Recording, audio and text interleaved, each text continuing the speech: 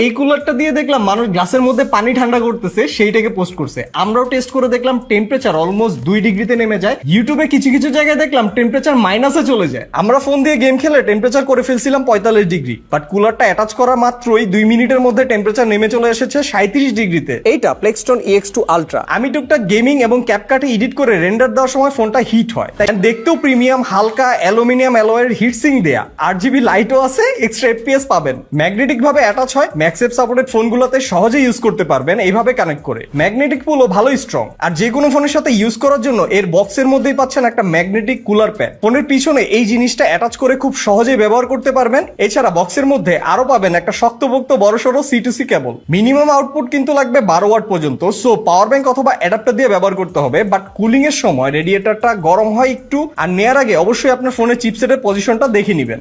Overall এটা নিতে পারেন যারা হালকা টুকটাক গেমিং করেন অথবা এডিট করে থাকেন।